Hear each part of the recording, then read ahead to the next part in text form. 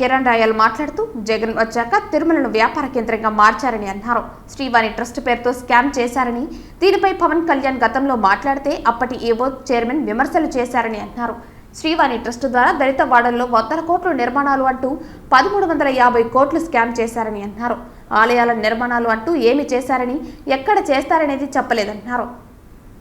ఏ party నాయకులు అండదండలతో చేశారో విచారణ చేయాలన్నారు. విజిలెన్స్ అధికారులు 2019 నుండి 2024 మంత్రులు సేవలు టికెట్లు ఇచ్చారనేది విచారణ చేసి చర్యలు తీసుకోవాలన్నారు. పేరు చెప్పి మోసం చేసిన వారికి తగిన గుణపాఠం వచ్చిందన్నారు.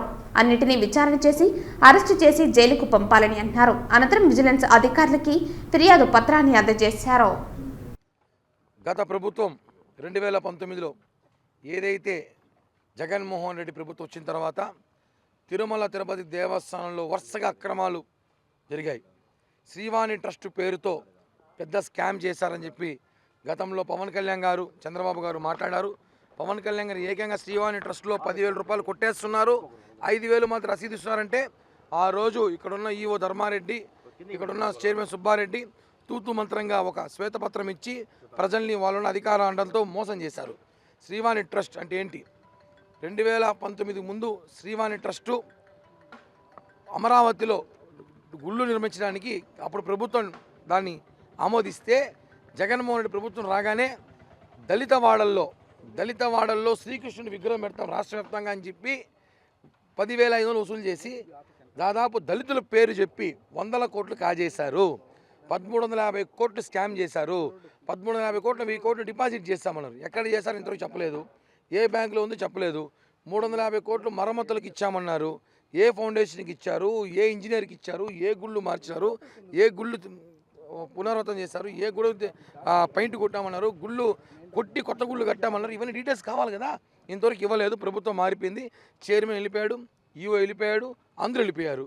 ఇప్పుడు దొంగలు పట్టుకోవాల్సిన బాధ్యత ఉంది. కాబట్టి టీటీడీ విజిలెన్స్ అధికారులను కలిసి ఈరోజు ఇది పెద్ద సమస్య, హిందువుల మనోభావం దెబ్బతీసే విధంగా ఈ టీటీడీలో వ్యవహారం జరిగింది. కాబట్టి దొంగల్ని పట్టుకోవాల్సిన బాధ్యత ఈ ప్రభుత్వానికి ఉంది. కాబట్టి ఎవరైతే శ్రీవాణి ట్రస్ట్ పేరుతో 1350 కోట్లు వసూలు చేశారో ఆ డబ్బులను ఎక్కడున్నాయి, ఏ గుళ్ళకి మార్చారు, ఏ రాజకీయ పార్టీ అండదండలతో ఆ గుళ్ళని కూడా పునర్నిర్మాణం చేశారని చెప్పారు, ఎక్కడ చేశారు, ఎవరెవరికి ఇచ్చారు, ఏ ఫౌండేషన్కి ఇచ్చారు, ఇవన్నీ కూడా బయటపడాల్సిన అవసరంతో పాటు టికెట్ల కుంభకోణం 2019 నుంచి 2024 మే వరకు వైఎస్ఆర్ కాంగ్రెస్ పార్టీలో ఉన్న మంత్రులు ఎవరైతే ఉన్నారో వాళ్ళందరికీ ఎన్ని టికెట్లు ఇచ్చారు, దర్శనానికి ఎన్ని సేవలు ఇచ్చారు, ఇవన్నీ కూడా కూపీ లాగాలి. ఎందుకంటే వాళ్ళ దర్శనం సేవా టికెట్లో 100 కోట్లు స్కామ్ చేసి లాబింగ్ చేసి దేవుని పేరు చెప్పుకొని ఈరోజు చాలా అన్యాయం చేశారు. దేవుడి పేరు చెప్పుకున్నందుకు కూడా దేవుని శిక్ష లేసారు. చూసారా, దేవుని మోసం చేసేందుకు పార్టీ దిక్కు లేకుండా పోయింది. ఈరోజు చెప్తున్నాం, ఇప్పటికన్నా అధికారులు దీనిపైన చంద్రబాబు గారు, పవన్ కళ్యాణ్ గారు చాలా సీరియస్గా ఉన్నారు. ప్రక్షాళన చేయాలని చెప్పి పవన్ కళ్యాణ్ గారు చెప్పారు. కాబట్టి టీటీడీ మీద రోజుకు ఒక ఆరోపణ, అవినీతి బయటపడుతోంది. ఈ టికెట్ల కుంభకోణం ఎవరికైతే సేవా టికెట్లు, ఎవరికైతే బ్రేక్ దర్శనాలు ఇచ్చారో అందరూ మంత్రుల చిట్టా బయట తీసి విజిలెన్స్ ఎంక్వైరీ చేసి వాళ్ళందరినీ కూడా అరెస్ట్ చేసి జైలుకి పంపాలని చెప్పి కోరుతున్నాం.